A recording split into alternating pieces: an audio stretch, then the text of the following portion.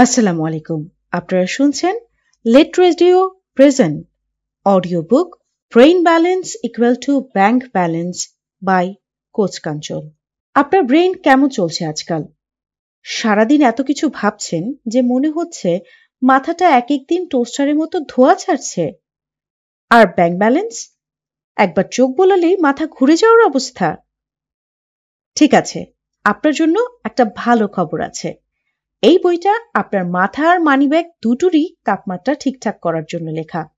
এই বইয়ের নামটা একটু ব্যতিক্রম লাগতে পারে, brain balance equals to bank balance, কিন্তু সমীকরণটা 100% ট্রু।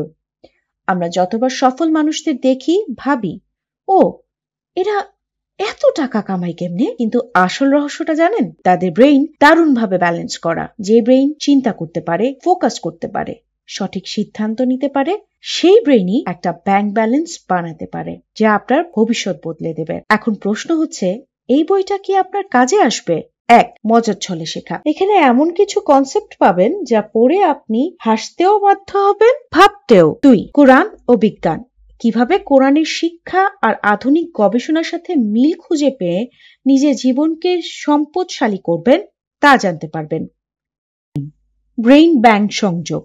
আপনার মস্তিষ্ক আর আপনার টাকা পয়সার সম্পর্ক এতটা গভীর, সেটা বুঝলে আপনি হতবাক হয়ে যাবেন। 4, প্র্যাকটিক্যাল টিপস। কিভাবে আপনার চিন্তা ভাবনা বদলে নিজের জীবন বদলাবেন সেটার বাস্তবিক গাইডলাইন পাবেন। এই বই আপনার জন্য যদি আপনি নিজের মস্তিষ্কের ক্ষমতা আনলক করতে চান, আপনি নিজের ক্যারিয়ার অথবা বিজনেস স্কেল আপ করে আর্থিক জীবন বদলাতে চান, আপনি একটা ওয়াও জীবন তৈরি করতে চান। বইয়ের ট্যাগলাইন দেখে নিশ্চয়ই আপনার মাথায় ঘুরপাক খাচ্ছে, বিজনেসের বইয়ে সায়েন্স কেন? কারণ সায়েন্স আর প্রিন্সিপাল জানা থাকলে কাজ বাস্তবায়ন অনেক সহজ হয়ে যায়। এই বইয়ের সায়েন্সগুলো আপনি হয়তো স্কুল কলেজে ফিজিক্সের বইয়ে পড়েছেন, কিন্তু এগুলো যে জীবন বা বিজনেসের মোড় ঘুরিয়ে দিতে পারে, এটাই এই বইয়ের চমক। একটা ছোট্ট প্রশ্ন, আপনার মাথার ভেতরে আসলে কে বসে আছে? একটা অলস, অজুহাতে ঠাসা, দীর্ঘসূত্রিতা আর দিশাহীন ব্রেইন, নাকি একজন স্বপ্নবাজ, কর্মবাজ, প্রফেশনাল প্ল্যানার, যিনি আপনার স্বপ্নগুলোকে বাস্তবতায় রূপ দেবে? এই বইয়ে আমি এমন কিছু গোপন পদ্ধতি শেয়ার করেছি যা ব্যবহার করলে আপনার মস্তিষ্কের লুকানো ক্ষমতাগুলো মুক্তি পাবে। আপনি ভাববেন, আরে এতদিন এসব জানতামই না। আসল কথা, এটা শুধু একটা বই না, এটা একটা টুল, এটা একটা ম্যাপ, এটা আপনার ব্রেইন আর ব্যাংক দুটোকেই রিচার্জ করার গাইড। বইটা গভীর মনোযোগ দিয়ে পড়ুন, তারপর আপনার মাথা আর মানিব্যাগ দুটোই গর্বে ফুলে উঠবে, কারণ ব্রেইন ব্যালেন্স ঠিক থাকলে ব্যাংক ব্যালেন্স ঠিক হবেই। মনে রাখবেন, যা আপনার মাথায় তাই পাবেন মুঠোয়। চলুন ব্রেইনকে আপগ্রেড করা শুরু করি। অধ্যায় 1, থিঙ্ক অ্যান্ড স্টে পোর, গরিব থাকার গ্যারান্টেড ফর্মুলা। আমি যখন কোটি কোটি টাকা আয়ের কথা বলি, তখন আমাকে নিয়ে কন্ট্রোভার্সি হয়। অনেকে বলে আমি নাকি টাকার কথা বলে মানুষের মাথা খারাপ করে দিচ্ছি। আমাকে স্ক্যামার বলে গালি দেয়। টাকা খারাপ জিনিস, এসব নিয়ে এত কথা বলাটা নাকি অনৈতিক। এসব শুনে আমার মাথায় দারুণ এক আইডিয়া এলো। ভাবলাম, এই দেশের সবাই তো আর বড়লোক হতে চায় না, যারা গরিব থাকতে চায় তাদের জন্য কিছু লেখা উচিত। না হয় বড় একটা অডিয়েন্স মিস করে ফেলবো। সেই ভাবনা থেকেই বইয়ের এই অধ্যায়। এই বই শুধু বড় লোকদের জন্য না, শেয়ার করছি গরিব থাকার গ্যারান্টিড ফর্মুলাও। এখন ডিসিশন ইজ ইয়ার্স। আপনি বড়লোক হতে চান নাকি গরিব থাকতে চান? আমি দুটো পথেই আপনাকে দেখাবো। হ্যাঁ, গরিব থাকারও কিন্তু কষ্ট আছে, তবে এই বইয়ের ফর্মুলাগুলো ফলো করলে আপনি নিশ্চিন্তে গরিব থাকতে পারবেন। আত্মায়ন, মোটিভেশনাল স্পিচ, কোচিং, মেন্টরিং, এগুলো আপনাকে আর ধনী বানাতে পারবে না। গরিব থাকার মিটিং। একবার এক গ্রামে মজার ঘটনা ঘটলো। গ্রামের কিছু মানুষ একটা মিটিং ডাকলো কিভাবে গরিব থাকা যায়। মিটিং এ উপস্থিত হলেন নানান বয়সী লোকজন। কারো ঘরে টাকা নেই, কারো ক্ষেত বা জমি নেই, কেউ বা সারাদিন দুশ্চিন্তা করে কিভাবে আরো গরিব হওয়া যায় সেটা ভাবছেন। মিটিং শুরু হলো। প্রধান বক্তা উঠে বললেন, আজ আমরা শিখব কিভাবে গরিব থাকা যায়। গরিবী হালে থাকা ছাড়া আর কোনো কথা হবে না। আমরা আমাদের ঐতিহ্য ধরে রাখবো। কোচ কাঞ্চনের মতো যারা ধনী হবার কথা বলবে তাদের গ্রাম ছাড়া করব। আর গরিব কন্টেন্ট ক্রিয়েটরদের খুব অ্যাক্টিভ থাকতে হবে, যেন ক্যাশ মেশিন বই কিংবা ব্রেইভার মতো ধনী হবার কোর্স এলে সেগুলো রোস্ট করতে হবে। ইউসুফ সরকারকে বোঝাতে হবে সবাই যদি ধনী হয়ে যায় তাহলে আপনার গরিবের ব্যাংক ঋণ দেওয়ার মতো লোক পাবে কই। মনে রাখবো, গরিব হয়ে যখন জন্মেছি গরিবই থাকবো, আমরা কাউকে ধনী হতে দেব না ইনশাল্লাহ। সবার সজোরে হাততালি। প্রথমে এক বৃদ্ধা উঠে বললেন, গরিব থাকার জন্য আমার সেরা ফর্মুলা দোষারোপ। তিনি বুঝিয়ে বললেন, আমি যখন কিছু করতে যাই তখন আমি আমার ছেলে মেয়েদের দোষ দিই। তাদের পড়াশোনা করায়নি, এটা আমার সমস্যা নয়।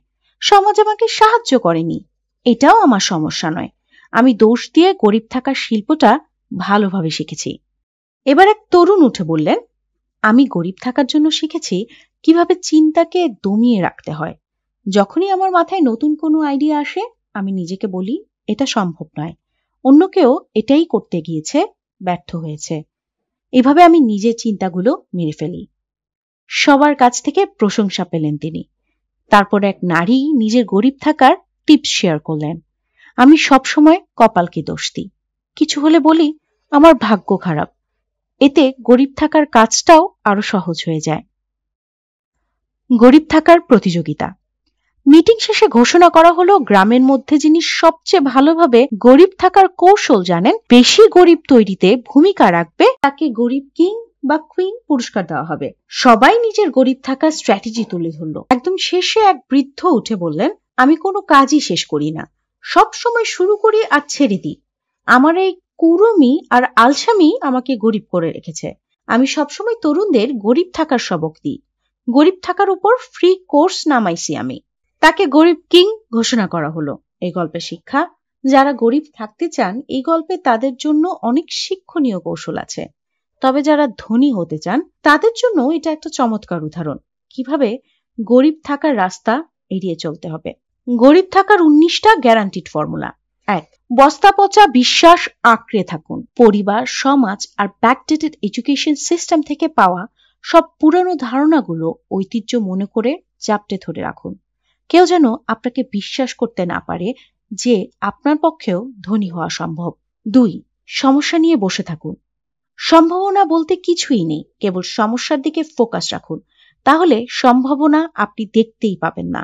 সমস্যায় জর্জরিত থাকলে গরিব থাকা অনেক সহজ। 3. গরিব মানুষদের সঙ্গ নিন। আপনার আশেপাশে এমন 5 জন মানুষ রাখুন যারা চিন্তায়, কাজে আর বিশ্বাসে গরিব। তাদের সাথেই বেশি বেশি সময় কাটান। 4. সব দোষ অন্যের। ব্যর্থ হলেই দোষ দেবেন স্পাউস, বন্ধুবান্ধব, বাবা মা, পরিবার, সমাজ বা সরকারি সিস্টেমকে। ব্লেম গেম খেলার মাঝে একটা অন্যরকম সুখ আছে। নিজেকে তখন পুত পবিত্র মনে হয়, মহান লাগে। 5. নেগেটিভ থাকুন। নিজের নেতিবাচক চিন্তাকে সর্বোচ্চ গুরুত্ব দিন। বলুন পজিটিভিটি শুধুই মোটিভেশনাল। কেউ পজিটিভ কিছু শেখাতে চাইলে তাকে তাবিজ ব্যবসায়ী তকমা দিয়ে দিন, তাহলে এগুলো আর সামনেই ভিড়তে পারবে না। 6. কমফোর্ট জোনেই থাকুন। কোনো চ্যালেঞ্জ না নিয়ে নিরাপদে থাকুন। কমফোর্ট জোনেই যেন আপনার আপন দুনিয়া। কুড়িমি করে ওই দুনিয়ায় থাকতেই যেন সব সুখ। 7. তাড়াহুড়া করুন। যে কোনো কাজ করেই ইমিডিয়েট রেজাল্ট চাইবেন, না পেলেই হতাশ হয়ে যাবেন। 8. মোমেন্টাম ক্রিয়েট করবেন না। কাজের ধারাবাহিকতা বজায় রাখবেন না। গরিব থাকার ইনার্সাতে ঢুকে থাকবেন। এই ক্ষেত্রে ল অফ ইনার্সা আপনাকে দারুণ হেল্প করবে। 9. দুশ্চিন্তা করুন। একটা খারাপ কিছু ঘটলে মাসভর সেটা নিয়ে ভাবুন। দুশ্চিন্তা আপনার সবচেয়ে কাছের সঙ্গী। চাইলেই দেখবেন ও সাড়া দিচ্ছে। দুশ্চিন্তাকে আগলে রাখুন, ও আপনাকে সেম যত্নে আগলে রাখবে। 10. টাকাকে ঘৃণা করুন। মনে প্রাণে বিশ্বাস করুন টাকা খারাপ জিনিস। টাকাওয়ালা সব মানুষ ফেলেন। 11. কথা বেশি, কাজ কম করুন। আমার অনেক প্ল্যান আছে বলতে থাকুন, কিন্তু কাজের কাজ কিছুই করবেন না। তখন আপনি আইডিয়া প্রিনার খেতাব পাবেন। বুঝতে হলে 5 ধরনের উদ্যোক্তা অধ্যায়টা পড়ুন। 12. একটার পর একটা উদ্যোগ নিয়ে দৌড় দিন। একটা শুরু করবেন, সাকসেস না হতেই আরেকটাতে ঝাঁপিয়ে পড়বেন। আপনার দরকার হবে ব্রোকেন ড্রিম সিনড্রোম, অর্থাৎ কিছু একটা শুরু করে খুব এক্সাইটেড থাকবেন, কিন্তু একটু চ্যালেঞ্জ দেখলেই ভাগবেন, তখন আবার আরেকটা শুরু করবেন। এইভাবে কোনোটাই সফল গন্তব্যে নেবেন না, তাহলে আপনার গরিবই ঠেকায় কে। 13, সব একা করবেন, কাজ ডেলিগেট করবেন না, সবকিছু নিজেই করবেন। অন্যকে কাজ শেখাবেন না, শেয়ার করবেন না, টিম বড় করবেন না। বিজনেস সোলার সিস্টেম পুরোটাই নিজের ঘাড়ে রাখবেন। মনে রাখবেন, আপনার বিজনেস শুধুই আপনার, অন্য কাউকে কাজ দিবেন না, টিম বানাবেন না, কারণ মাথায় রাখবেন টিম খুব খারাপ জিনিস। 14, বিশ্বাস আর চিন্তা বাদ দিন। চিন্তা, বিশ্বাস আর স্ট্র্যাটেজিকে পাত্তা দেবেন না, শুধু সারাদিন কাজ করবেন, কারণ ভুলে গেলে চলবে না পরিশ্রম সৌভাগ্যের প্রসূতি। গরিব দুনিয়ায় চিন্তার কোনো দাম নেই। 15, গরিবই আমাকে করিল মহান ভাবুন। গরিব থাকার গ্লোরিফিকেশন নিয়ে ব্যস্ত থাকুন, গরিব থাকা নিয়ে প্রাউড ফিল করুন।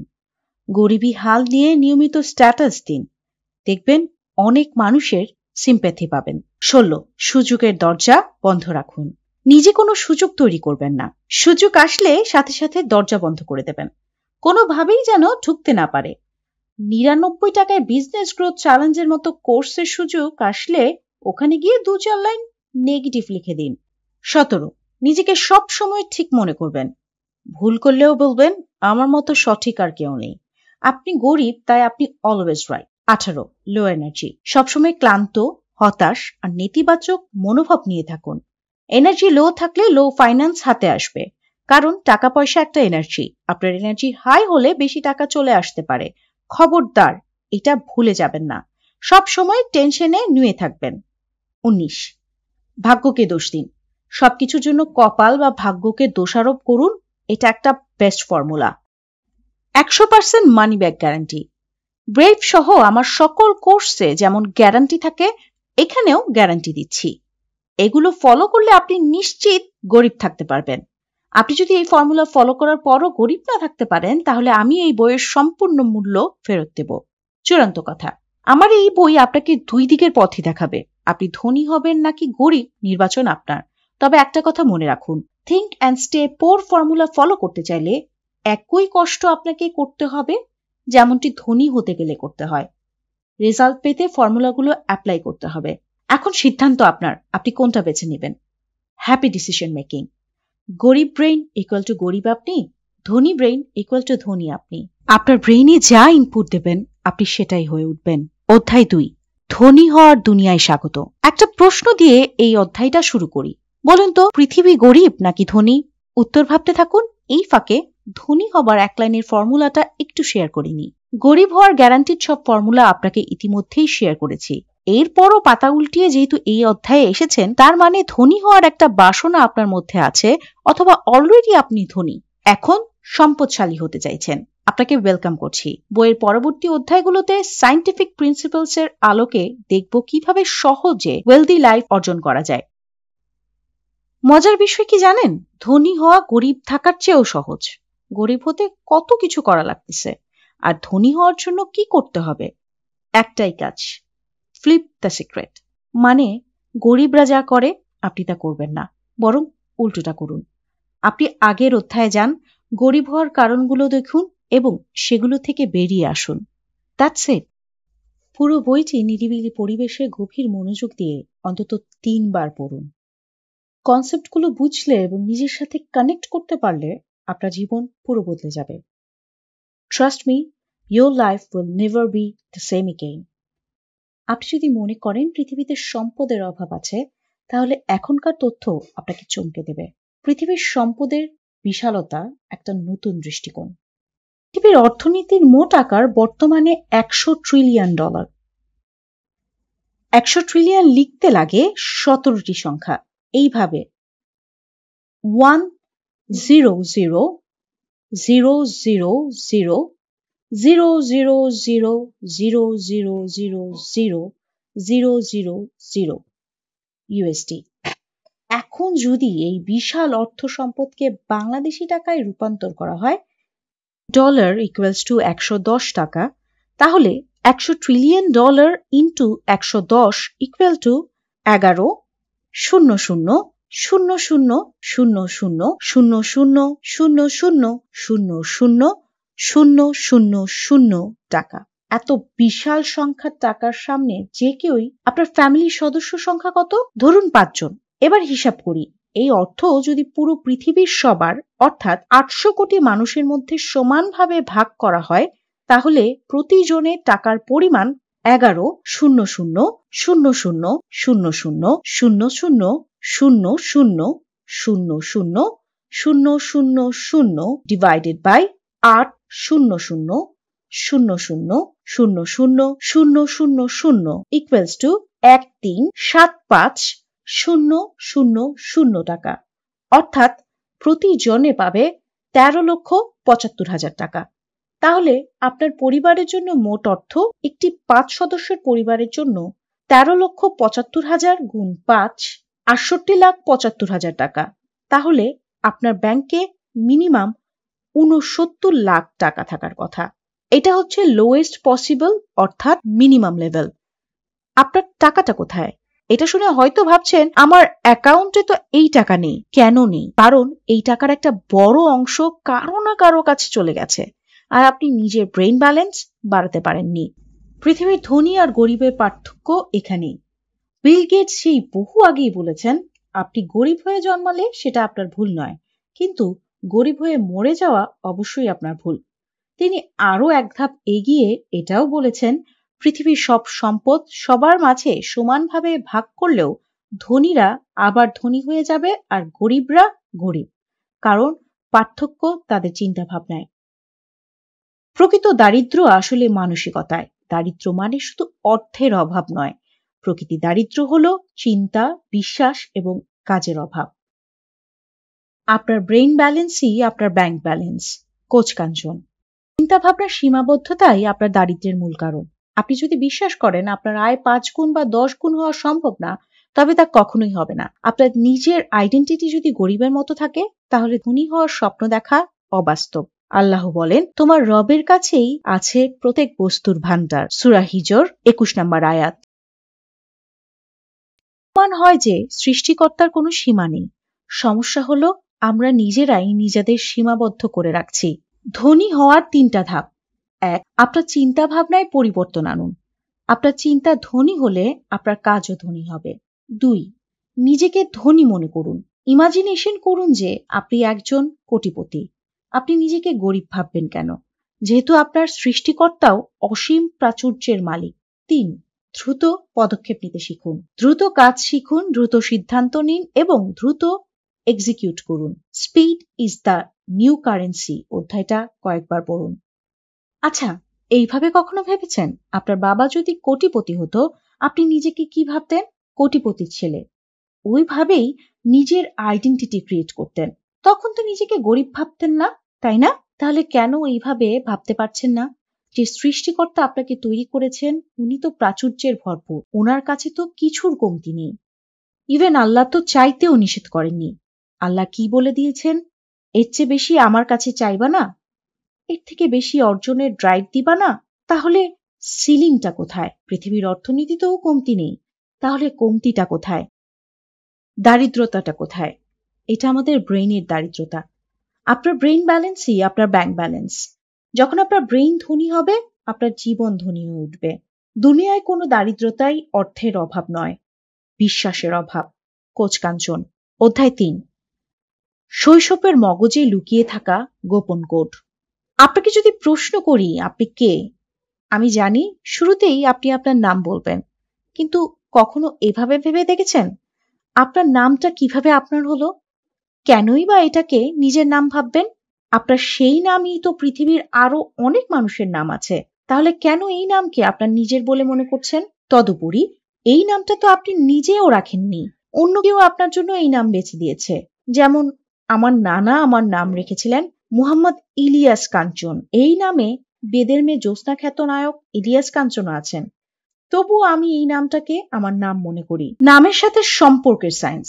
বাংলাদেশের সবচেয়ে বেশি ব্যবহৃত মেয়েদের নাম সুমাইয়া, সোনিয়া, আখি, নুসরাত, ফারজানা, মৌ, জান্নাত, ফাতেমা। আর ছেলেদের মধ্যে সবচেয়ে ব্যবহৃত নাম সুমন, রাসেল, আরিফ, রনি, সোহেল, হৃদয়, রাকিব, শামীম, ইব্রাহিম। অবাক করার বিষয় হলো এই নামগুলো অধিকারী সবাই নিজেকে ওই নামেই চেনে। যখন তাদের নাম ধরে ডাকা হয় তখন সবারই ভালো লাগে। কেন এমন হয়?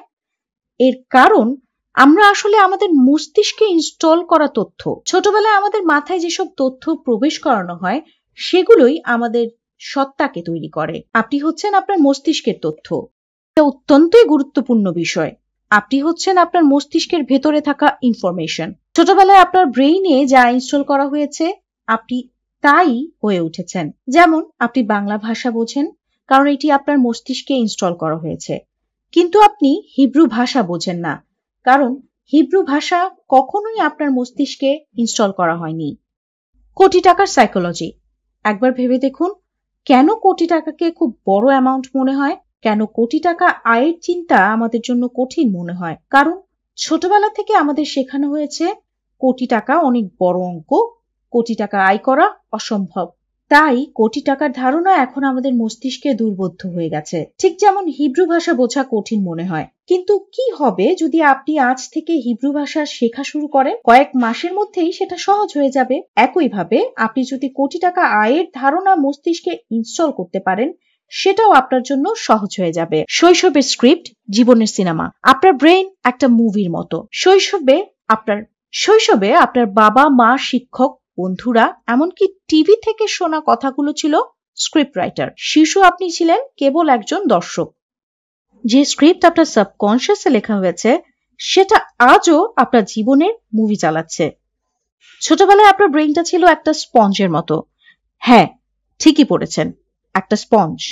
আপনার চারপাশে যা কিছু ঘটেছে, যা কিছু বলা হয়েছে, তার সবই আপনি টেনে নিয়েছেন, শুধু অ্যাবজর্ব করেছেন। আপনি কিছু ফিল্টার করেননি, কারণ তখন আপনার ব্রেইনে লজিক্যাল পার্ট অ্যাক্টিভ ছিল না।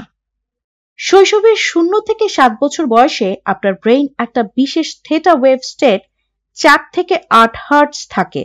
এটা ঘুম আর বাস্তবতার মাঝামাঝি অবস্থান। একে বলা যায় সাবকনশিয়াসের দরজা। আর এই দরজা দিয়ে যা কিছু ঢুকছে তাই আপনার জীবন গড়ে তুলছে। শৈশবে সেই স্পঞ্জ ব্রেইন। শিশু অবস্থায় আপনি যা শুনেছেন, যা দেখেছেন, যা অনুভব করেছেন, তার সবই আপনার ব্রেইনে গেঁথে গেছে। ধরুন আপনি ছোটবেলায় বারবার শুনেছেন টাকা আমাদের জন্য নয়, বা আমরা কখনো বড় কিছু করতে পারবো না। এখন আপনি লজিক্যালি জানেন টাকা অর্জন করা সম্ভব, কিন্তু আপনার সাবকনশিয়াস এখনো সেই পুরনো প্রোগ্রামে চলছে, যতক্ষণ না আপনি কনসিয়াসলি প্র্যাকটিস করে ডিলিট করছেন। কেউ বলেছিল টাকা খারাপ জিনিস, সেটাও আপনার মস্তিষ্কে গভীরভাবে প্রোগ্রামড হয়ে গেছে। এখন আপনি বড় হয়েছেন, আপনি জানেন টাকা একটা জড় বস্তু, জড় পদার্থের খারাপ বা ভালো হবার সুযোগ নেই। তাই টাকা কখনোই খারাপ হতে পারে না। খারাপ ভালো শুধু মানুষের বেলায় প্রযোজ্য। খারাপ মানুষ টাকা হলেও খারাপ, গরিব থাকলেও খারাপ। কিন্তু আপনার সাবকনশিয়াস সেই শিশু বয়সের কথাগুলো এখনো সত্য মনে করে, বিশ্বাস করে টাকা খারাপ জিনিস। আপনার সাবকনশিয়াস মাইন্ড যদি মনে করে আপনি গরিব, তাহলে আপনার বাস্তবতায়ও সেই চিন্তারই প্রতিফলন দেখবেন। টাকা নিয়ে ভুল ধারণাগুলো আপনার ব্রেইনে ইনস্টল হয়ে আছে। আজ এই ভুল ধারণাগুলোই আপনার ব্যাংক ব্যালেন্সের শত্রু। সাবকনশিয়াসের শক্তি। হাদিসের প্রেক্ষাপটে রাসূল সাল্লাল্লাহু আলাইহি সাল্লাম বলেছেন, আল্লাহ বলেন, আমি আমার বান্দার প্রতি তার ধারণার অনুরূপ আচরণ করি। সহিহ বুখারী ও মুসলিম। যদি বান্দা আল্লাহর ব্যাপারে ভালো ধারণা করে তবে আল্লাহ তার সঙ্গে ভালো আচরণ করেন, আর যদি মন্দ ধারণা পোষণ করে তবে আল্লাহও সেরূপ আচরণ করেন। এই হাদিস প্রমাণ করে আমাদের চিন্তায় শক্তি কতটা প্রভাবশালী। গরিব মানসিকতা থেকে মুক্তির উপায়। আপনার সাবকনশিয়াস থেকে গরিব মানসিকতা মুছে ফেলতে হলে 1. পুরানো বিশ্বাস চিহ্নিত করুন। আপনার ছোটবেলায় শোনা কথাগুলো লিখে ফেলুন, যেমন আমরা গরিব, টাকা সুখ আনতে পারে না, ধনী মানুষ খারাপ। 2. নতুন বিশ্বাস তৈরি করুন। প্রতিদিন নিজেকে বলুন, টাকা ভালো জিনিস, আমি টাকার যোগ্য, টাকা অর্জন সহজ। 3. ইমাজিনেশনের ব্যবহার করুন। আপনার কল্পনাকে কাজে লাগান। কল্পনা করুন আপনি ধনী, মনে মনে দেখুন আপনার ব্যাংক ব্যালেন্স বাড়ছে। 4. কাজে ড্রাইভ নিন। বিশ্বাস আর ইমাজিনেশন নিয়ে কাজ শুরু করুন। ছোট ছোট পদক্ষেপ নিন যা আপনার ব্রেইনে সাফল্যের সংকেত দেবে। একবার এক ধনী ব্যবসায়ী হঠাৎ করে তার সব সম্পদ হারিয়ে ফেললেন। বন্ধুরা বলল, তোমার তো সব শেষই হয়ে গেল। ব্যবসায়ী হাসি দিয়ে বললেন, আমার মগজ তো এখনো ঠিক আছে। 6 মাসের মধ্যে তিনি আবার আগের অবস্থায় ফিরে এলেন। কেন? কারণ তার ব্রেইনে কখনোই গরিব থাকার প্রোগ্রাম ছিল না। এখন কল্পনা করুন, আপনার ব্রেইন যদি ঠিকভাবে প্রোগ্রাম না হয়, তাহলে আপনি লটারি জিতলেও সেই টাকা কোথায় চলে যাবে তা আপনি নিজেও জানবেন না। শেষ কথা, আপনার বর্তমান আর্থিক অবস্থা আসলে আপনার মস্তিষ্কের অতীত প্রোগ্রামের ফল। কিন্তু সুসংবাদ হলো, এই প্রোগ্রাম বদলানো যায়। আপনি যদি নিজের ব্রেইনকে নতুন কোডে আপডেট করেন, তাহলে আপনার ব্যাংক ব্যালেন্সও সেই কোড ফলো করবে। এখন প্রশ্ন, আপনি কি প্রস্তুত আপনার সাবকনশিয়াস থেকে গরিব মানসিকতা মুছে ফেলার জন্য, আপনার ব্রেইনের কোড বদলানোর জন্য? কারণ টাকা পেতে চাইলে আপনার ব্রেইনকেই গরিব থেকে উদার ধনী বানাতে হবে। আপনার ব্রেইন ঠিকমতো প্রোগ্রাম না হলে আপনি যতই টাকা উপার্জন করুন না কেন, সেটা কোনো না কোনোভাবে হারিয়ে যাবে। সাফল্যের সূত্র, প্রথমে আপনার ব্রেইনের কোড ঠিক করুন, তারপর টাকা এমনভাবে আপনার জীবনে আসবে যেন সেটা আপনার প্রাপ্য। পরবর্তী অধ্যায়গুলোতে আমরা পর্যায়ক্রমে শিখব কিভাবে এই প্রোগ্রামিং বদলানো যায়। চলুন কোডিং শুরু করি। অধ্যায় 4, শিক্ষা, শাসন এবং আমাদের সম্ভাবনা হারানোর গল্প। আপনি জানলে অবাক হবেন, আমাদের আজকের দুরবস্থার জন্য আমরা একা দায়ী নই। আমাদের সুপরিকল্পিতভাবে পঙ্গু করা হয়েছে। কল্পনা করুন তো, একটা দেশের মানুষ ধনী, তাদের শাসন ব্যবস্থা শক্তিশালী, আর তারা বিশ্বের সেরা বাণিজ্যিক কেন্দ্রে অবস্থান করছে। তারপর সেই দেশকে কেউ এসে বলল, তোমাদের শাসন করতে এসেছি, তোমাদের উন্নতির জন্য। এইটাই আমাদের উপমহাদেশের গল্প। ইংরেজরা আমাদের 190 বছর শাসন করলো। শাসন বললে ভুল হবে, এটা ছিল আমাদের সম্পদ লুটপাট করার আর আমাদের ভবিষ্যৎ নষ্ট করার এক সুপরিকল্পিত কৌশল। আপনি নিশ্চয়ই ভাবছেন, ব্রেনের বইয়ে ব্রিটিশদের কাহিনী কেন? কারণ ওই 190 বছরে লুকিয়ে আছে আমাদের মানসিকভাবে এবং শিক্ষাগতভাবে পিছিয়ে পড়ার অন্যতম রিজন। বাংলার গরিব হয়ে ওঠার ইতিহাস। ইংরেজ শাসনের আগে বাংলা ছিল পৃথিবীর 7ম ধনী অঞ্চল। এখনকার মসলিন, ধান, চা এবং অন্যান্য পণ্য ছিল বিশ্ববাজারে দারুণ জনপ্রিয়। কিন্তু যখন ইংরেজরা আমাদের শাসনে এলো, তাদের উদ্দেশ্য ছিল না আমাদের উন্নত করা। তাদের উদ্দেশ্য ছিল আমাদের সম্পদ লুট করা, আমাদের প্রশাসন ব্যবস্থা ধ্বংস করা, শিক্ষা ব্যবস্থা দুর্বল করে আমাদের মানসিকভাবে দাসে পরিণত করা। ঐতিহাসিক তথ্য। 1. বাংলার ধন সম্পদের ধ্বংস। ব্রিটিশরা 1757 সালে পলাশীর যুদ্ধে জিতে বাংলার সম্পদ লুট শুরু করে। 1757 থেকে 1900 সালের মধ্যে বাংলার অর্থনীতিতে ব্যাপক পতন ঘটে। ব্রিটিশরা বাংলার সম্পদ নিয়ে নিজ দেশকে শিল্প বিপ্লবের শীর্ষে নিয়ে যায়, কিন্তু বাংলার অর্থনীতি ধ্বংসপ্রাপ্ত হয়। মসলিন শিল্পের ধ্বংস। 2. মসলিন শিল্পের ধ্বংস। ঢাকার মসলিন একসময় পৃথিবীর সবচেয়ে বিখ্যাত বস্তু ছিল।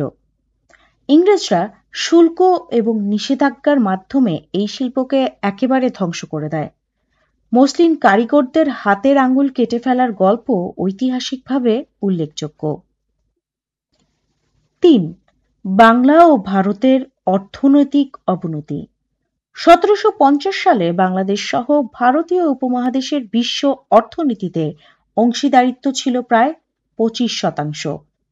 ব্রিটিশ শাসনের শেষে 1947 সালে এটি কমে মাত্র 3% নেমে আসে।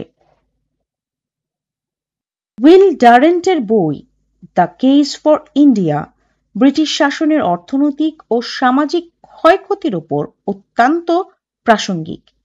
তিনি লিখেছিলেন, The British drained India of its wealth and resources. reducing it to a state of abject poverty. এর ফল কি হলো? 1947 সালে ব্রিটিশরা যখন ভারতবর্ষ ছেড়ে গেল, তখন আমরা ধনী দেশের বদলে পৃথিবীর শেষের সারির দারিদ্র দেশ হয়ে গেলাম। শুধু আমাদের সম্পদ নয়, তারা আমাদের চিন্তা করার ক্ষমতাও ধ্বংস করে দিয়ে গেছে। শিক্ষা ব্যবস্থায় পঙ্গুত্ব। ইংরেজরা সম্পদ লুট করেই ক্ষান্ত হয়নি, তারা সবচেয়ে অপূরণীয় যে ক্ষতিটা করে গিয়েছে তা হলো আমাদের শিক্ষা ব্যবস্থা পঙ্গু করে আমাদের মানসিক বিকলাঙ্গ করে দিয়ে গেছে, যার ঘানি এখনো আমরা টানছি। একাধিক ইতিহাসবিদ তাদের গবেষণায় বলেন, ব্রিটিশরা শুধু অর্থনৈতিক লুটপাটই করেননি, তারা সাংস্কৃতিক দিক থেকেও এই অঞ্চলের মানুষকে দাসত্বে পরিণত করেছিলেন। ইংরেজদের টেনে নেওয়া বৃত্তের ব্যাসার্ধ থেকে আমরা এখনো বের হতে পারছি না।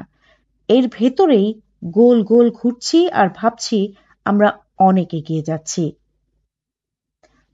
মহাত্মা গান্ধী অনেক আগেই বলে গিয়েছিলেন, A nation's greatness lies in the strength of its people, not the wealth of its rulers. আমাদের শিক্ষা ব্যবস্থা ইংরেজরা তৈরি করেছিল একটা বিশেষ উদ্দেশ্য নিয়ে, কর্নিক বা ক্লার্ক বানানো, যেন চাকরির বাইরে আর কিছু তারা ভাবতে না পারে। তারা চায়নি আমরা বড় কিছু ভাবি বা নিজেদের উন্নয়ন নিয়ে কাজ করি। চাকরির মানসিকতা তৈরিই ছিল ইংরেজদের মূল পরিকল্পনা। লর্ড ম্যাকলে ব্রিটিশ শিক্ষা ব্যবস্থা প্রণয়ন করেন। তার কথায়, We must create a class of people who are Indian in blood and color, but English in tastes, in opinions, in morals and in intellect. তারা এমন এক শিক্ষিত শ্রেণী তৈরি করতে চেয়েছিলেন যারা ব্রিটিশদের সব নির্দেশ মেনে চলবে, সোজা কথায় গোলামি করবে। আপনি যদি হাইকোর্ট বা আদালত পাড়ায় যান, দেখবেন আইনি সবকিছু এখনো ব্রিটিশদের আদলে। আমরা একটা নতুন কিছু ইনোভেশন করতে পারিনি। এখনো রায় লেখা হয় ইংরেজিতে, বিচারক সহ সবার পোশাক আশাক ওই আদলেই। শিক্ষার নামে কি শেখাচ্ছি? আমরা প্রাইমারির বাচ্চাদের অনুপাতের অঙ্ক শেখাই দুধে পানি মেশানোর অনুপাত বের করার মাধ্যমে। পণ্য ভেজাল মেশানোর লেসন আমরা প্রাতিষ্ঠানিকভাবে শিখি। বাধ্যতামূলকভাবে সুদ কষার অঙ্ক শিখিয়ে বাচ্চাদের সুদী ব্যবস্থায় অভ্যস্ত করা হয়। ক্লাসে শেখানো হয় দুধে কতটুকু পানি মিশালে অনুপাত ঠিক থাকবে, কিন্তু কেউ শেখায় না কিভাবে দুধ উৎপাদন বাড়বে। ক্লাস 6-এ উঠি, সবাইকে বিনা বেতনে অধ্যয়নের আবেদন লেখা শিখতে হয়। ভিক্ষাবৃত্তির মেন্টালিটি গ্রো হয় স্কুল থেকে। ক্লাস 9-এ উঠে আবেদনপত্র লিখতে শিখি কর্নিক তথা ক্লার্ক পদের আবেদনের মধ্যে দিয়ে।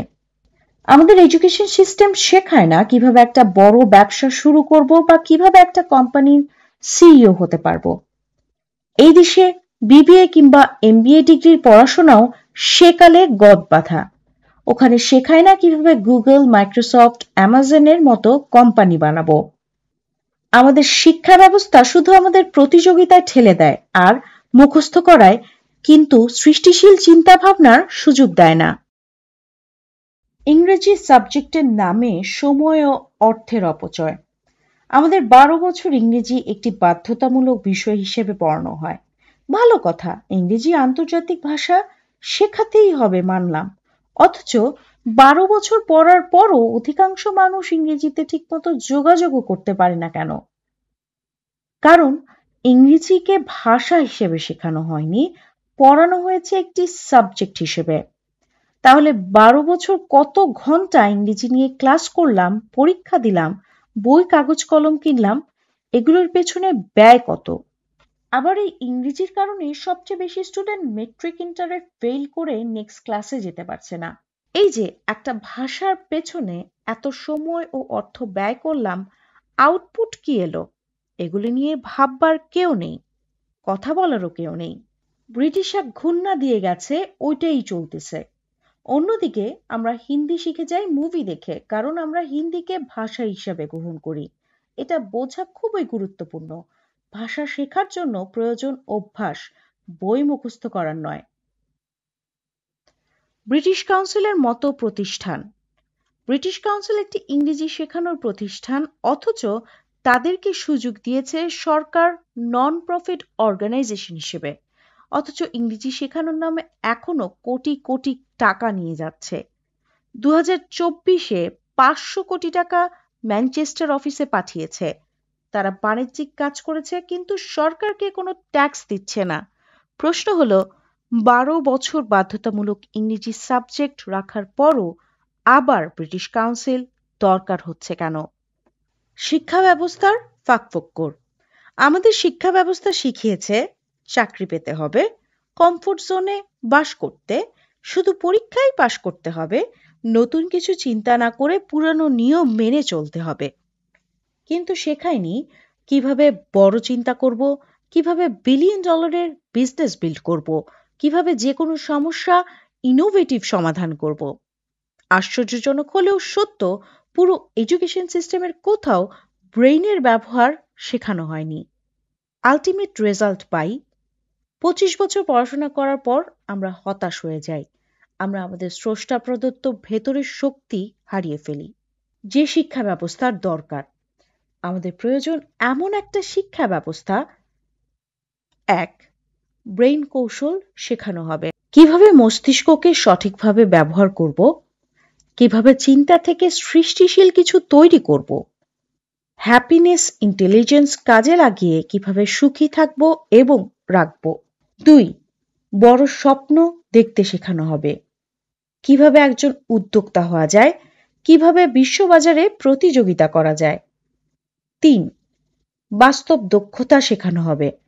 সমস্যা ব্যতিক্রমী সমাধান বের করা, কৌশলগত চিন্তা, অর্থনৈতিক পরিকল্পনা। গোলামীর শিকল থেকে মুক্তি, হারানো গৌরব পুনরুদ্ধার। প্রায় 200 বছর ব্রিটিশ শাসনের গোলামি আমাদের এমনভাবে প্রভাবিত করেছে যে আমরা এখনো সে মানসিক দাসত্ব থেকে বের হতে পারিনি। আজ যদি আমরা আমাদের ব্রেইনকে সঠিকভাবে ব্যবহার করতে না শিখি, তাহলে আমরা চিরকালই দাসী থেকে যাব। কিন্তু আপনি কি জানেন আমাদের সভ্যতা এবং গৌরব কতটা প্রাচীন ও গৌরবময় ছিল? আমাদের হারানো গৌরব। আমরা এমন একটা সভ্যতার উত্তরাধিকারী যা 1000 বছরের পুরনো। মহেঞ্জোদারো ও হরপ্পার সভ্যতা ছিল পৃথিবীর সবচেয়ে উন্নত নগর ব্যবস্থার মধ্যে অন্যতম। কিন্তু ইংরেজ শাসনের মাধ্যমে আমাদের সেই গৌরব ধ্বংস করা হয়েছে। নিজেদের হেলেন অফ ট্রয় বা এথেন্সের সভ্যতা, যা কল্পকাহিনী মাত্র, সেগুলোকে বিশ্ববাজারের কাছে মহান বলে উপস্থাপনা করেছে। তারা আমাদের গৌরব গাথাকে এতটাই নিচু করে তুলেছে যে আমরা নিজেরাই নিজেদের ছোট মনে করতে শিখে গেছি। কিন্তু এখনই সময় ঘুরে দাঁড়ানোর। আমি ছোট্ট 3টা স্বপ্ন নিয়ে কাজ করে যাচ্ছি। 1. বাংলাদেশে 10 লক্ষ দক্ষ উদ্যোক্তা তৈরি করা। 2. 1 লক্ষ সেলফ মেড কোটিপতি বানানো। 3. ব্রেভেক্স ভেঞ্চার্সের মাধ্যমে 5000 স্টার্টআপে বিনিয়োগ, যারা বিশ্ব মার্কেটে লিড করবে। আমাদের হারানো গৌরব ফিরিয়ে আনতে হলে আমাদের মানসিক দাসত্ব ভাঙতে হবে। শিখতে হবে আমরা আর গরিব নই, আমরা আর পরনির্ভরশীল নই, আমরা নেতৃত্ব দিতে পারি। শেষ কথা, চাকরির মানসিকতা আমাদের শিকল পরিয়ে রেখেছে, তবে শিকল ভাঙার সময় এসেছে। আপনি কি সেই গৌরবের অংশ হতে চান? আপনি কি উদ্যোক্তা হয়ে দেশের উন্নয়নের গল্প লিখতে চান? তাহলে আজ থেকেই শুরু করুন, কারণ ভবিষ্যৎ সেসব মানুষের যারা নিজেদের ভাগ্য নিজের হাতে গড়তে জানে। আমরা আবারও পৃথিবীর লিডিং কান্ট্রি হব ইনশাল্লাহ। সেই লক্ষ্যেই বাকি অধ্যায়গুলো মন দিয়ে পড়ুন। চলুন নিজের জীবন বদলে দেশটাকে বদলানোর জন্য একসাথে কাজ করি। শিকল ভাঙার গল্প এখন থেকেই শুরু। Let's dive into adventurous journey. অধ্যায় 5, মানি মিথ এবং দৃষ্টিভঙ্গির বিপ্লব। একটা পুরানো প্রবাদ আছে, ছেঁড়া কাঁথায় শুয়ে লাখ টাকার স্বপ্ন দেখে লাভ নেই। আমাদের বাবা মায়েরা প্রায় এই কথা আমাদের শুনিয়ে থাকেন, অথচ আমরা উল্টোটাও ভাবতে পারি না। যে মানুষটা ছেঁড়া কাঁথায় শোয়া, তারই তো লাখ টাকার স্বপ্ন দেখা উচিত। স্বপ্নই তো তাকে নরম দামি বিছানায় ঘুমানোর অবস্থানে যেতে প্রস্তুত করবে। সমস্যা স্বপ্ন নয়, সমস্যা সেই মিথ্যা বিশ্বাসগুলোতে যা আমাদের গরিব বানিয়ে রাখে। এই অধ্যায়ে আমরা সেই মিথগুলো ভেঙে দেখব কিভাবে টাকা সত্যিকার অর্থে সম্ভাবনার প্রতীক। মিথ বিশ্বাস 1, টাকা খারাপ জিনিস। For the love of money is the root of all evil. অনেকে বলেন টাকা নাকি সব শয়তানির মূল। কিন্তু টাকা কিভাবে শয়তানির মূল হতে পারে? আজাজিল শয়তান কি ফেরেশতা থেকে শয়তানে রূপান্তরিত হয়েছিল টাকার জন্যে? যৌন হয়রানি, ঘৃণা বা যুদ্ধ কি সবসময় টাকার কারণে হয়?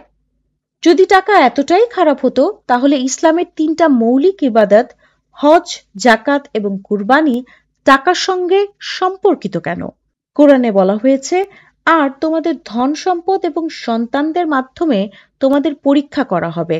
সূরা আনফাল 28 নম্বর আয়াত। টাকা খারাপ নয়, এটি মানুষের জন্য একটা পরীক্ষা। আপনার দৃষ্টিভঙ্গি এবং ব্যবহারই নির্ধারণ করবে আপনি এই পরীক্ষায় সফল হবেন নাকি ব্যর্থ। বাস্তবতা হলো টাকা কখনোই খারাপ নয়, বরং টাকার অভাবই অনেক সমস্যার মূল। যখন টাকার অভাব থাকে, মানুষ অপরাধে লিপ্ত হয়, মানুষ অন্যায় পথে টাকা অর্জনের চেষ্টা করে, মানুষ নিজের মূল্যবোধ বিসর্জন দেয়। গবেষণায় দেখা গেছে বিশ্বের 80% অপরাধী অর্থনৈতিক অভাবের কারণে ঘটে। যদি সবাই প্রয়োজনীয় পরিমাণ টাকা পেত তাহলে অনেক অপরাধ এড়ানো যেত। এরপরও যারা টাকাকে খারাপ জিনিস মনে করবেন তাদের বলবো, আপনাদের উচিত অনেক টাকার মালিক হওয়া, কারণ একমাত্র ধনী হলেই আপনি টাকার কন্ট্রোল নিতে পারবেন। গরিব থাকলে টাকা নামক খারাপ জিনিসই আপনাকে কন্ট্রোল করবে এবং আপনার লাইফের অবস্থা খারাপ করে দেবে। গরিব থাকা অসম্ভব কঠিন একটা কাজ। এটা যারা পারে তারা চাইলে ধনীও হতে পারবে। আমি যদি নিজেকে ভালো মানুষ মনে করি তাহলে আমাকে ধনী হতে হবে, কারণ ধনী হলেই আমি পজিটিভ ইম্প্যাক্টফুল অনেক কাজ করতে পারবো মানুষ, সমাজ তথা দেশের জন্য। মিথ্যা বিশ্বাস 2, ধনী হওয়া আপনাকে খারাপ বানায়। মুভি বা গল্পে ধনীদের নিয়ে মিথ, ভিলেন সবসময় ধনী, গরিব নায়ক সবসময় সৎ। এই মিথ্যা ধারণা আমাদের মনে এমনভাবে গেঁথে গেছে যে আমরা ভাবতে শুরু করি ধনী হওয়া মানে খারাপ হওয়া। কিন্তু বাস্তবতা হলো টাকা আপনাকে খারাপ বানায় না, বরং এটি আপনার আসল চরিত্র প্রকাশ করে। ভালো মানুষ টাকা দিয়ে ভালো কাজ করে, খারাপ মানুষ টাকা দিয়ে খারাপ কাজ করে। ড্যান লক বলেছেন, money doesn't change who you are, it reveals who you are. Bill Gates তার টাকা দিয়ে আফ্রিকা জুড়ে টয়লেট বানাচ্ছেন, যা লক্ষাধিক মানুষের স্বাস্থ্য সমস্যার সমাধান করবে। ওয়ারেন বাফেট তার 99% সম্পদ দান করে দিয়েছেন।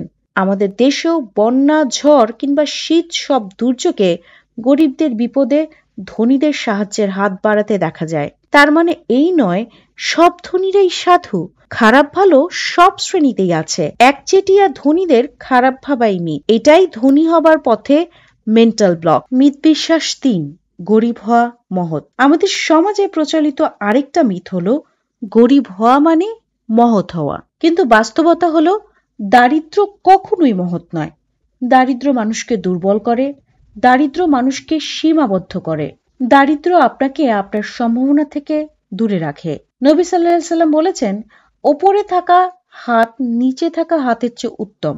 সহিহ বুখারী। এখানে দান গ্রহণ নয়, বরং দান করাকে সম্মতি করা হয়েছে। কেউ মহান নাকি শয়তান সেটা পরীক্ষার জন্য তাকে আগে ধনী হতে হবে। আমি অসংখ্য দরিদ্র মানুষকে দেখেছি যারা চুরি করে, মানুষকে সুযোগ পেলেই ঠকায়। বেশিরভাগ রিক্সা চালক আপনি রাস্তা না চিনলে আপনার থেকে বেশি ভাড়া নেবে। রাস্তার গরিব শশা বিক্রেতাকেও দেখা যায় শশায় সবুজ রং মেশাতে। দারিদ্র কখনো আপনাকে মহৎ বা পবিত্র করে না, বরং দারিদ্র আপনাকে বাধাগ্রস্ত করে। হ্যাঁ, অনেক গরিব মানুষ ভালো আছে, তার মানে এটা মহৎ কিছু নয়। একইভাবে অনেক ধনী মানুষও ভালো আছে, তাই বলে কি আমরা বলবো টাকা পয়সা মোরে করিল মহান? প্রচলিত একটা আছে, মানি কান্ট বাই হ্যাপিনেস। আমি এটার সাথে অ্যাড করে বলি, পভার্টি কান্ট বাই এনিথিং। মিথ্যা বিশ্বাস 4, টাকার পরিমাণ সীমিত। অনেকের মনে একটা ভুল ধারণা থাকে, পৃথিবীতে টাকার পরিমাণ সীমিত।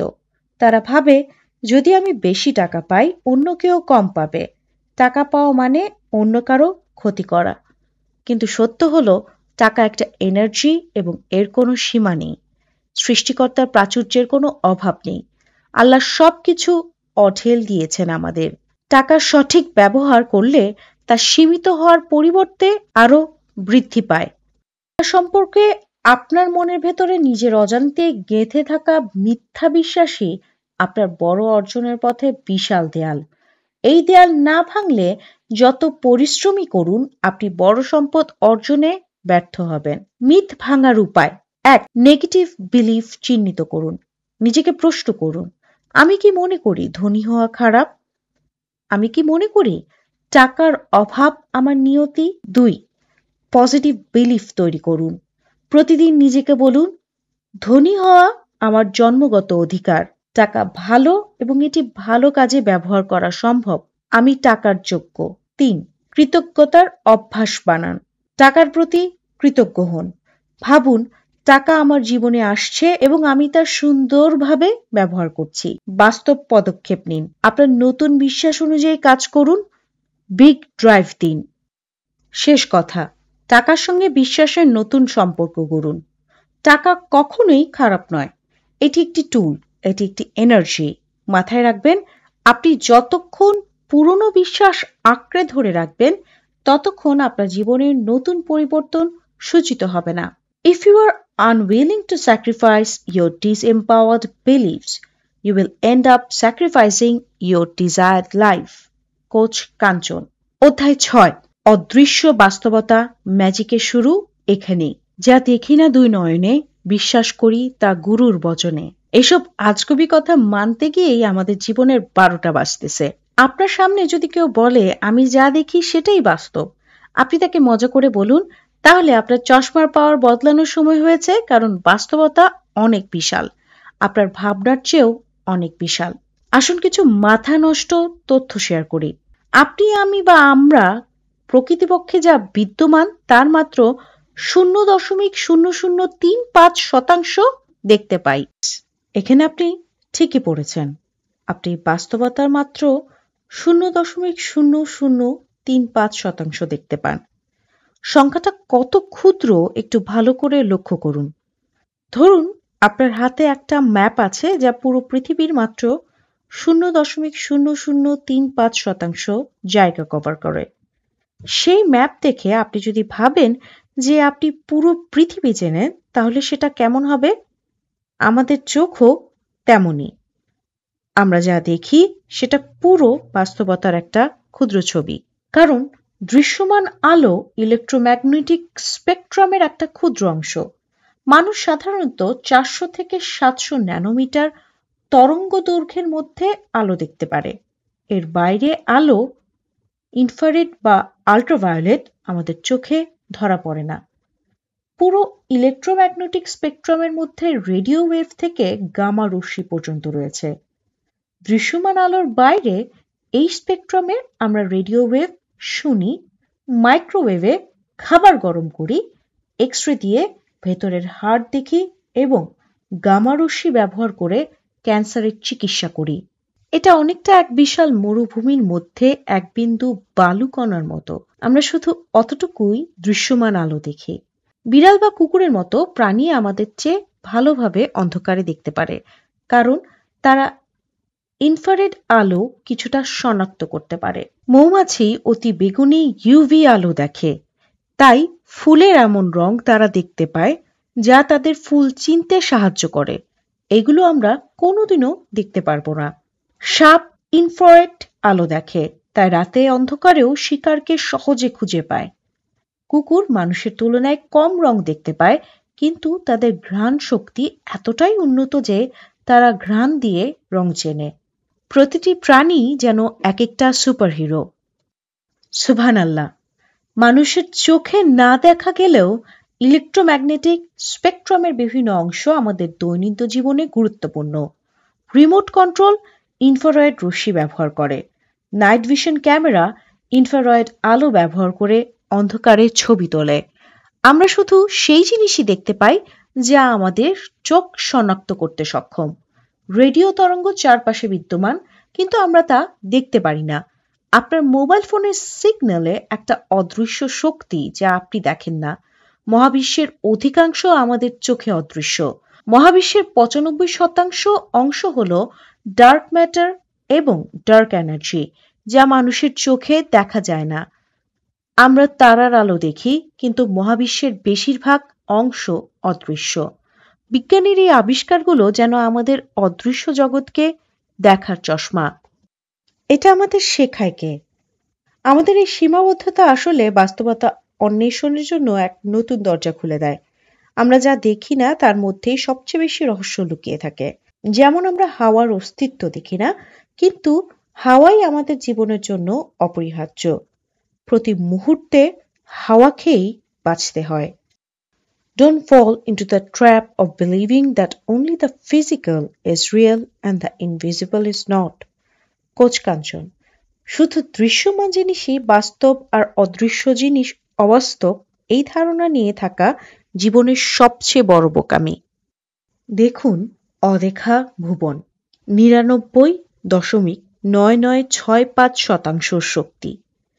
আমাদের চোখ যা দৃশ্যমান পৃথিবী দেখে আসলে সত্যের এক ছোট্ট অংশের বন্দী।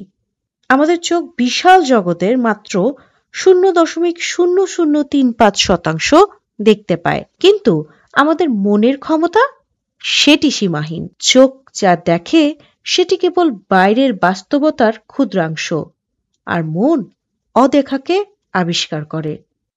চোখ বনাম মন, কোনটি বাস্তবতা তৈরি করে? চোখ সবসময় দেখে, কিন্তু তাতেও যা দেখায় তা সীমাবদ্ধ। চোখ আপনাকে বলে এটাই সত্যি, এর বাইরে কিছু নেই, কিন্তু মন সেই সীমাকে ভেঙে দিয়ে বলে এখন যা নেই সেটাও হতে পারে। Your eyes can deceive you, don't trust them. Obi-Wan Kenobi, Star Wars Saga। চোখের সীমাবদ্ধতা। চোখ কেবল অতীতের তৈরি জগৎ দেখে, যা তৈরি হয়ে গেছে, যা একবার হয়ে গেছে, শুধু সেটাই দেখতে পারে। উদাহরণস্বরূপ একটা ভাঙা দেয়াল, চোখ বলবে এটি ভাঙা, এখানে কিছুই করা সম্ভব নয়। মনের অসীমতা এই ভাঙা দেয়ালকে দেখে বলে এখানে একটি নতুন ঘর তৈরি করা যায়। মন কেবল বাস্তবকে দেখে না, নতুন বাস্তবতাও তৈরি করে। ৯৯.৯৯৬৫% থেকে আপনার সম্ভাবনা বের করুন। যদি আমরা আমাদের বাস্তবতাকে কেবল চোখের ০.০০৩৫% দিয়ে তৈরি করি, তবে আমরা এক বিশাল সম্ভাবনার দরজা বন্ধ করে দিচ্ছি। আপনার মন অদেখা সেই ৯৯.৯৯৬৫% প্রবেশ করতে পারে, আর সেখান থেকেই শুরু হয় সম্ভাবনার জগৎ। ম্যাজিক এখানেই।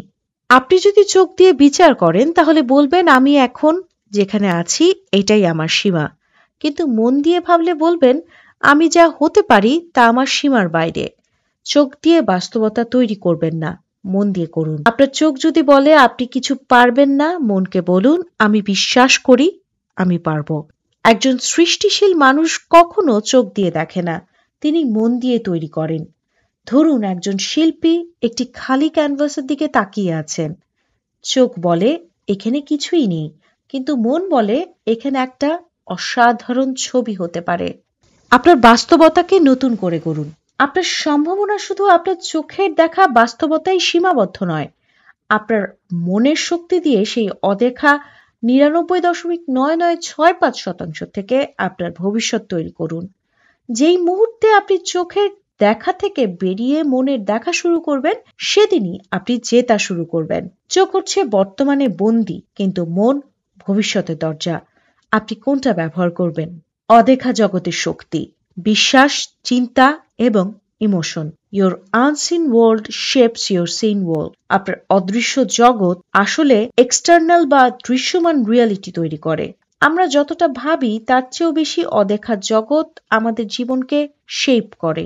যেমন আপনি হয়তো একটি চেয়ার দেখে বলবেন এটা তো কাঠের চেয়ার, এতে বসা যায়, কিন্তু আপনি কি জানেন এই চেয়ারকে আসলে চেয়ার বানিয়েছে কারো না কারো অদৃশ্য বিশ্বাস, চিন্তা এবং ইমোশন। একটু ভাবুন, কাঠ তো কাঠই, কিন্তু সেটাকে চেয়ার হিসেবে তৈরির জন্য কারো ব্রেইন একটা ইমাজিনেশন করেছে, সে বিশ্বাস করেছে যে কাঠ দিয়ে চেয়ার বানানো সম্ভব। তার চিন্তা সেই কাঠকে একটি বসার জিনিস হিসাবে দেখেছে, আর তার ইমোশন ও অ্যাকশন এটিকে ব্যবহারযোগ্য করে তুলেছে। এভাবেই দৃশ্যমান পৃথিবীর প্রতিটি জিনিসই একসময় ছিল অদৃশ্য। প্রথমে সেটা ছিল কারো বিশ্বাস, চিন্তা বা কল্পনার ফসল, তারপর সেটি বাস্তবে রূপ পেয়েছে। এখন আপনার বিজনেসে কোটি টাকা আয়ের যাত্রাও এই চেয়ার বানানোর মতোই। যে কোনো পরিস্থিতি বা ঘটনা যতক্ষণ না আপনার ইনার ওয়ার্ল্ডে পরিবর্তন আনতে সক্ষম, ততক্ষণ সেই ঘটনা আউটার ওয়ার্ল্ডে বা রিয়ালিটিতে কোনো পরিবর্তন আনতে পারবে না। হোক সেটা কারো সমালোচনা, খারাপ কোনো ঘটনা বা লার্নিং। ধরুন কেউ আপনার কাজ নিয়ে খুব বাজেভাবে সমালোচনা করলো, আপনি ইন্টারনালি ভেঙে পড়লেন, তখনই কেবল আউটডোর ওয়ার্ল্ড তথা আপনার পারফরমেন্সে এর প্রভাব পড়বে। আবার খেয়াল করুন, কেউ আমার high value brave course complete করার পরও যদি ইনার ওয়ার্ল্ড ব্রেইন ব্যালেন্সে কোনো পরিবর্তন আনতে সক্ষম না হন, তাহলে তার আউটডোর ওয়ার্ল্ডে ব্যাংক ব্যালেন্সে কোনো রেজাল্টই যোগ হবে না। এবার ভাবুন, এই বইটি টাকা খরচ করে সময় বিনিয়োগ করে পড়ছেন। এটা পড়ে আপনি ইনার ব্রেইনে পরিবর্তন আনার সিদ্ধান্ত নিলেই শুধু আপনি বাস্তবতার পরিবর্তন দেখতে পাবেন। না হয় এটা হবে কিছু নতুন তথ্য জানা আর কিছুই না। অনেকেই অভিযোগ করেন, জীবনে অনেক ট্রেনিং করছি, প্রচুর বই পড়েছি, কিন্তু কোনো কাজ হয়নি। এবার নিশ্চয়ই বুঝতে পারছেন কেন সেগুলো কাজ করেনি। কারণ ওগুলো থেকে আপনার ইনার ওয়ার্ল্ডে চিন্তা, ইমোশন ও বিশ্বাসে পরিবর্তন আসেনি, তাই আউটার ওয়ার্ল্ডে দৃশ্যমান কোনো পরিবর্তন দেখছেন না।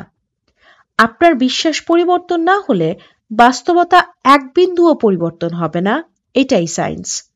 We only see what we seek and we only seek what we believe.